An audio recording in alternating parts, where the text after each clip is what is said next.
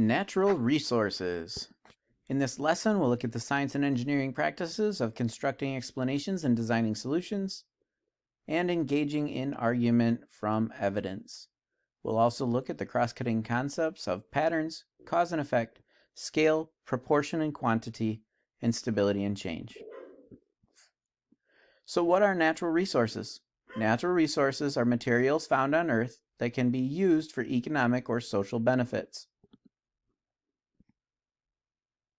Humans use natural resources for many purposes, from creating materials like cloth or bricks to make clothes and houses, to generating electricity or energy, such as the use of petrol for fossil fuels. Some resources are non-renewable, meaning that once we use them up, there will not be any more. Others are renewable, meaning more can be grown or generated. Oftentimes, non-renewable resources are being used up at a rate quicker than what they replenish themselves in. Renewable resources replenish themselves at the same rate or faster than we are using them. Examples of natural resources include fertile soils, natural gas, oil, minerals, fresh water, and coal.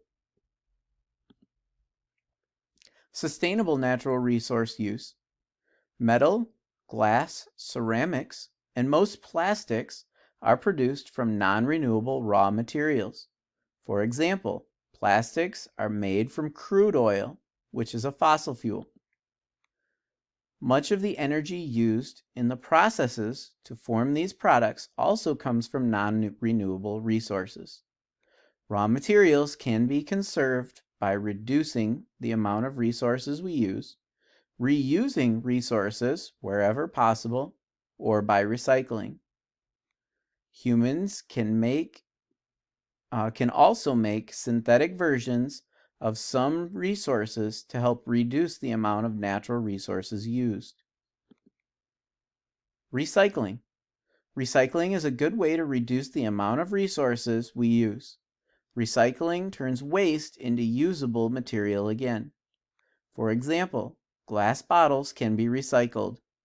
The glass is sorted by color, then crushed into small pieces.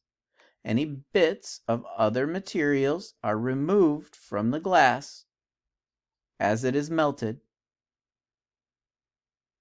We then can use that material to make new glass bottles. What are other resources that can be recycled? Paper, some plastic, aluminum, batteries. Recycling aluminum uses less energy than extracting the raw material from ore. So why do you think that is? Recycling also prevents potentially useful materials from ending up in landfills. Recycling can help the environment by limiting the amount of space needed for landfills, as well as reducing the amount of raw material that needs to be gathered from the environment. Aluminum extraction happens at about 1,650 degrees Fahrenheit. This requires a lot of energy, and this comes from burning fossil fuels. Scrap aluminum can be melted down at around 1,220 degrees Fahrenheit. This means less energy is needed, and therefore we can save some raw materials as well as reducing the amount of carbon dioxide released. Reduce and reuse. The most sustainable change that we can make is to reduce our use of materials. Some products are wrapped in much more packaging than is necessary. If the packaging cannot be reduced, the next best thing is to reuse it. Some packaging materials can be used several times. For example, you could reuse plastic bottles by reusing and refilling them. You could reduce your water use by remembering to turn off the faucet while brushing your teeth.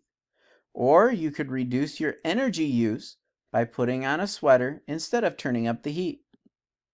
So what are some other things that can be reused? Reducing and reusing should come before recycling.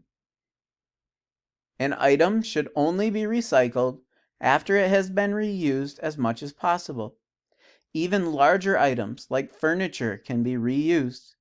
Selling second-hand items to a new home or repurposing them are both ways of reusing something. Water. Water is an important natural resource. Without access to fresh water, it is difficult for any form of agriculture or livestock farming to take place. Water stress. Water stress happens when there is not enough water available to meet demand. This can be related to water quality as well as quantity. Drinking water is usually subject to strict hygiene processes before it's safe to drink. Areas with higher water stress have a water deficit, whereas areas with low water stress may have a water surplus. Can you think of some reasons why an area might have a water deficit? What could be done to combat this? Factors such as population, demand, or climate, especially the amount of rainfall, may be leading to areas that have water deficit. Conservation can be a method to combat this overusage. Where does fresh water come from? Over 70% of the Earth's surface is covered in water. However, only about 2.5% of this is fresh. As the planet's population grows, demand for water increases. So where is fresh water found? It's found in lakes, rivers, glaciers. Water can also be found underground. Groundwater is fresh water not found on Earth's surface. It can include underwater streams and permafrost. Permafrost is ice contained in frozen ground. Aquifers are large underground reservoirs of fresh water. Solutions to water scarcity. So what can be done to ensure everyone has access to clean, fresh water? One solution is water transfer. This involves piping water from areas of water surplus to areas of water deficit. However, this method is expensive and slow to be realized. A cheaper method is to reduce water consumption. When California experienced a severe drought from 2011 to 2017, residents were asked to reduce their usage by 25% in order to save water. Desalination. Desalination plants can remove the salt from seawater. Various different processes are used to do this, but the most popular uses a method called reverse osmosis. In reverse osmosis, water is forced through a semi-permeable filter, which allows water molecules through but not salts. Pressure is added, the salt water is forced through the membrane, and fresh water is forced out. The salts are trapped behind the membrane. Desalination is expensive and less efficient than other methods. However, if improved, it would greatly reduce global water stress. Fertile soils. Historically, human settlement has been concentrated around areas of fertile soil. This is because fertile land is important for growing crops. What kind of place might have particularly fertile soils? Key factors are access to nearby fresh water sources, stable ground, nutrients in the soil. Land near rivers often has fertile soil. This photo shows the Nile River Delta in Egypt. What do you notice about the distribution of green vegetation? That green vegetation follows the Nile River out to its delta. This is an area where a lot of highly fertile soil is deposited. Before 1970, the River Nile flooded each year.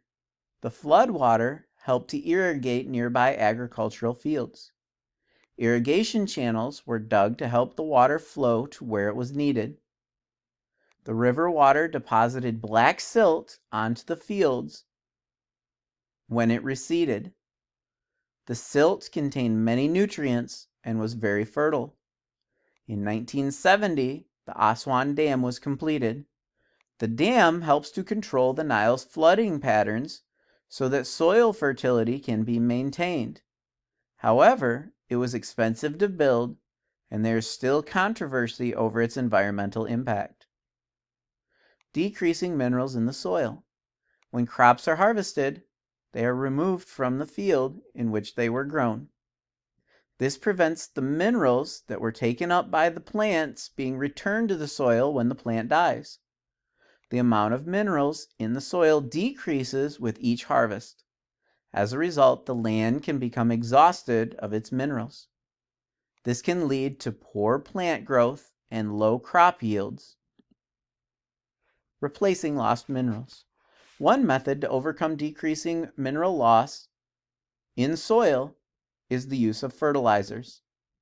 Fertilizers replace essential minerals lost through previously harvested crops. This allows crops to be grown on the same land over several years.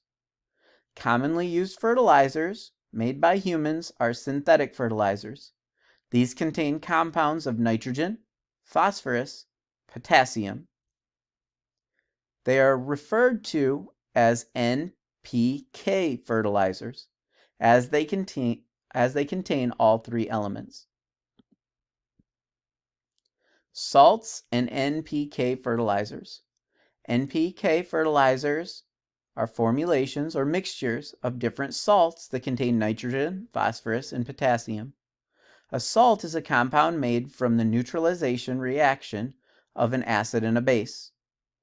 The table below shows some of the salts used in NPK fertilizers and the essential elements they contain.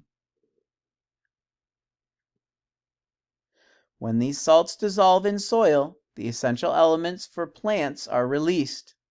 A range of NPK fertilizers can be made that are matched to the needs of particular crops. Soluble and insoluble salts. As plants absorb nutrients through their roots, the resulting salt must be soluble in water. This ensures that the plant can absorb the mineral from moisture in the soil. Some salts, such as potassium chloride and potassium sulfate, are soluble. This means they can be used directly in fertilizers. Phosphate rock, on the other hand, is insoluble. This means it cannot be used directly in fertilizers. Using byproducts. The demand for fertilizers is often met using multiple processes and different raw materials. For example, ammonium sulfate can be made in industry using a similar procedure to that in the laboratory. Alternatively, byproducts or waste products from other processes can be used as starting materials. The use of waste products or byproducts from other processes makes a process more sustainable. Ammonia produced by the Haber process and sulfuric acid produced by the contact process are often used for the production of ammonium sulfate. Another example is the production of calcium phosphate. This is produced by treating phosphate rock with phosphoric acid. The phosphoric acid is a waste product produced during the reaction of phosphate rock and nitric acid. Industrial versus laboratory production. Look at the table below. comparing the industrial and laboratory synthesis of ammonium sulfate.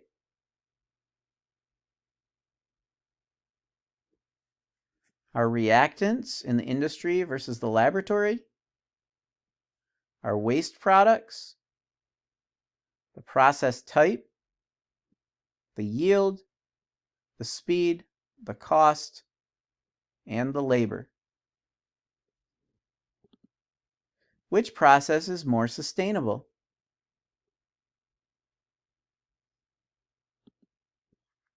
Synthetic fertilizers and eutrophication.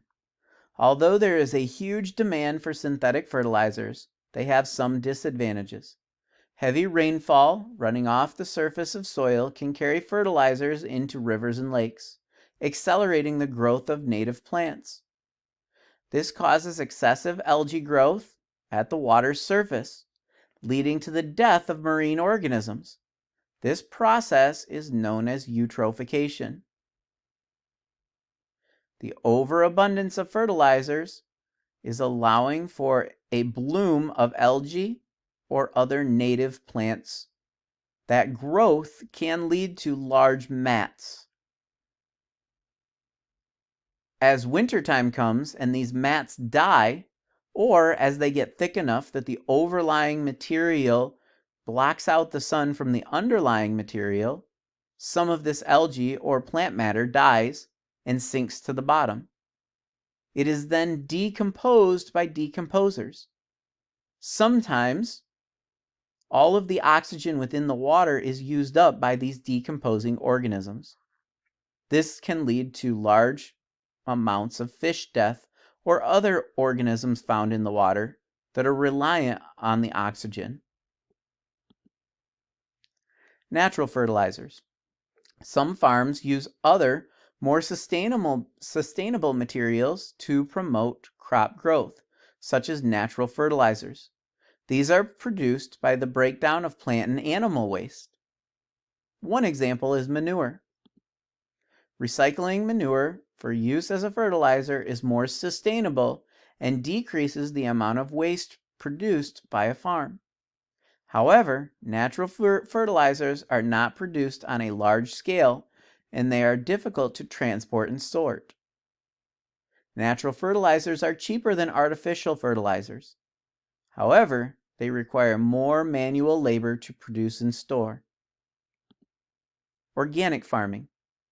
Some farms go one step further, using natural fertilizers in conjunction with other natural methods. This is known as organic farming. Crop rotation is a way of maintaining soil fertility by growing different crops in fields each year. Every 3 to 4 years, a field is left fallow or empty to allow the soil to recover. Organic farming does not release harmful fertilizers or pesticides into the environment, and it can lead to increased biodiversity. However, crop yield is usually lower due to the less effective natural methods used. Minerals and fossil fuels. Minerals and fossil fuels found in the Earth's crust can be mined, extracted, and used in many ways.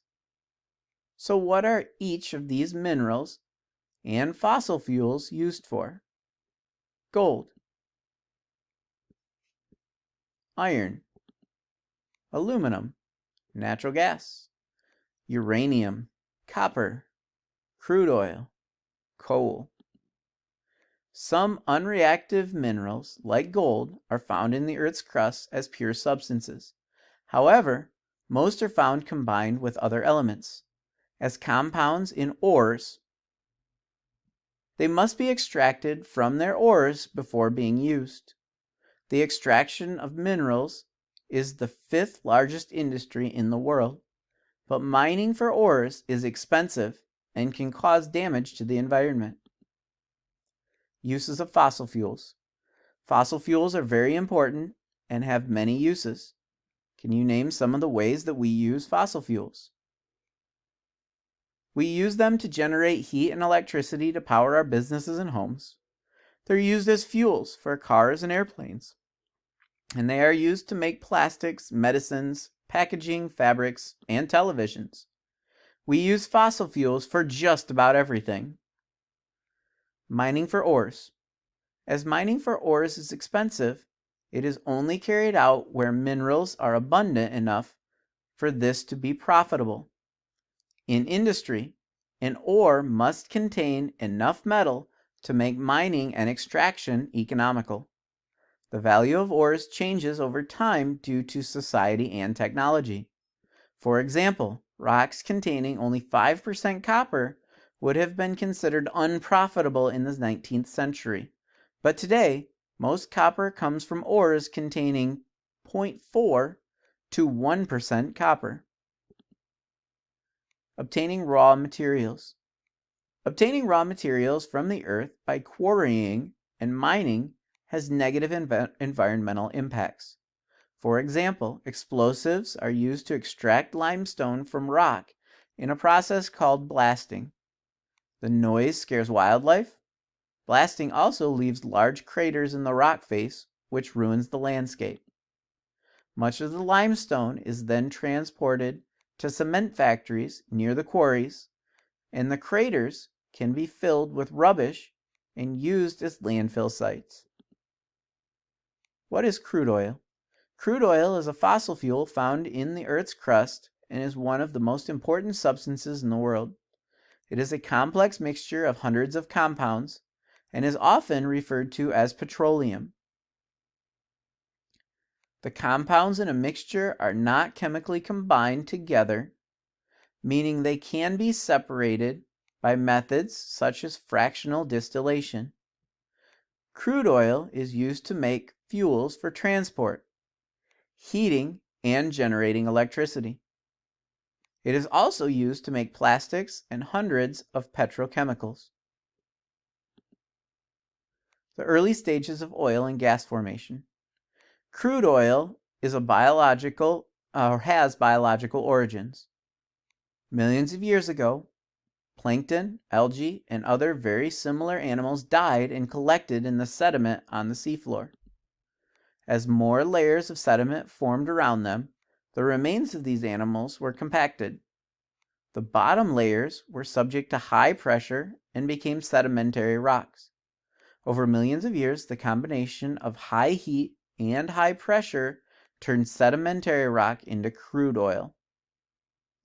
So where is crude oil at? Crude oil is often found trapped in sedimentary rocks under the seabed. Oil rigs, or drilling platforms, are used to drill through the seabed to obtain the oil. Once the oil is released from the seabed, it is pumped in long pipelines to an oil tanker, terminal, or an oil refinery on land. There it is refined into various petroleum products. Problems with crude oil. People across the world rely on crude oil for many things, but there are problems associated with its production, scale, transportation, and consumption. Politics. Much of the crude oil used across the world is extracted in countries that are politically unstable. The high value of oil and its economic importance means that it can be a source of conflict between countries. Conflicts involving oil-producing countries can result in oil supplies around the world being disrupted. Oil supplies could also be deliberately withheld for political gain. Environment. Removing oil from the ground and transporting it can be very damaging to the environment, particularly if oil is spilled. Oil spills can be devastating to wildlife. If a bird gets covered in oil, its feathers lose their waterproof properties, meaning the bird gets cold and wet and may die. If the bird tries to clean its feathers, it will ingest the oil and be poisoned. The detergents used to disperse and clean up oil spills can themselves be very damaging to sea creatures as well. Finite resource. Crude oil is a finite resource. This means that it will not last forever. It takes millions of years for crude oil to form, but the readily extractable resource are being used up so fast that some people estimate that reserves will run out within 30 years. 90% of the crude oil extracted currently is burned as fossil fuel. In the future, alternative fuels will have to be found. Other important petrochemicals are made from oil, including some used to make medicines. Finding alternative ways to obtain these chemicals may be a difficult task, and decisions will have to be made about whether it is more important to use the remaining oil reserves for fuel or for pharmaceuticals. The Deepwater Horizon. The Deepwater Horizon oil spill in 2010 was the largest marine oil spill in the history of the U.S. crude oil industry. On April 20th, 2010, Deepwater Horizon, which was an offshore oil platform near the Louisiana coast in the United States, exploded, killing 11 workers and causing millions of gallons of oil to spill into the Gulf of Mexico.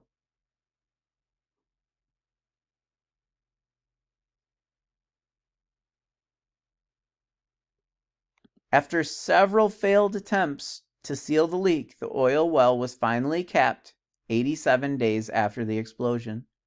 By this time, an estimated 4.9 million barrels of oil had leaked into the ocean.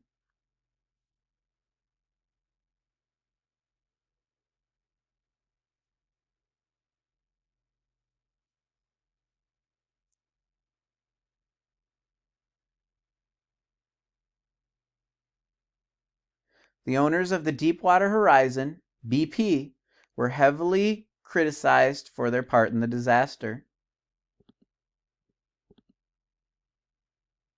In November 2010, the total cost of BP, or to BP, of the oil spill was estimated to be $40 billion. By August 2010, 4,678 animals had been found dead as a result of the oil spill, and many more received treatment. At least 4,000 of the dead animals were birds, 500 were turtles, and 70 were dolphins.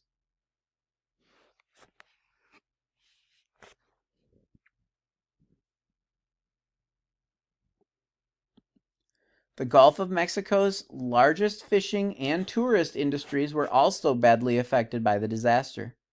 The oil spill also had long-term economic and environmental impacts worldwide.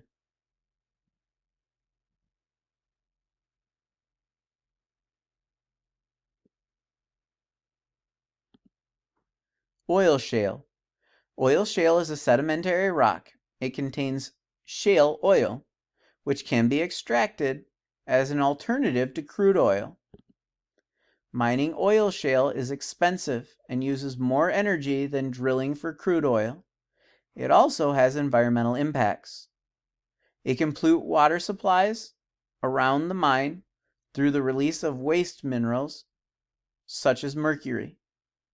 Newly exposed minerals can oxidize, that is, react with oxygen in the air.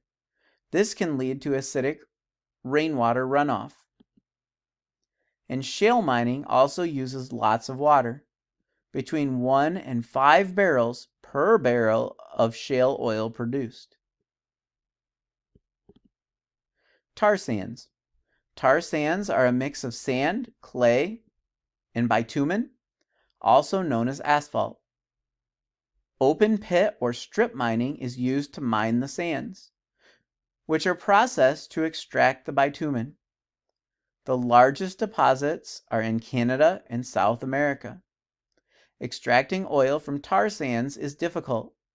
The bitumen must be extracted from the sand and other materials and then refined to produce oil. Bitumen is highly viscous, meaning that it's thick. So it must be mixed with other more liquid hydrocarbons such as naphtha before it can be piped to other locations.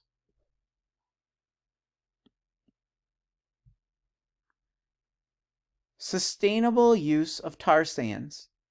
Tar sands are more abundant and easily accessible than crude oil and coal, but extracting them involves stripping the top layer from hundreds of square miles of land. In Alberta, Canada, former wetlands have been destroyed by tar sand companies. One way some have tried to be more sustainable is by reclaiming the land afterwards. Reclamation. It involves synthetically engineering wetlands to try to recreate the way the land was before. However, it is a long process and it can be difficult to persuade oil companies to invest in reclamation. Natural gas. Natural gas is a gaseous hydrocarbon mostly composed of methane, which is a greenhouse gas. It is found deep underground in naturally occurring reservoirs. Extracting gas often requires drilling into or through solid rock, which is difficult and costly. However, natural gas is a much cleaner fuel than coal and oil, producing between 25 and 45% less carbon dioxide when burned. The advantages of a cleaner fossil fuel must be weighed up against the difficulties involved in extracting it. This is known as cost-benefit analysis. Gas safety and transportation. Gas has a low density and is compressed before it can be transported. Occasionally, gas leaks can occur during this process, adding to the Earth's greenhouse effect. Natural gas is also combustible and must be handled carefully. When gas is used in homes, strict regulations ensure that it is safe. Drones or airplanes are used by some companies to monitor above-ground gas pipelines and make sure no activities take place that could result in a leak. Automated machines, known as pigs, are sent down the inside of pipes to check and clean them. The term pigs originally came from the squealing noise that these machines made when they were sent down the narrow pipes to clean. However, they have since become known as pipeline inspection gauges.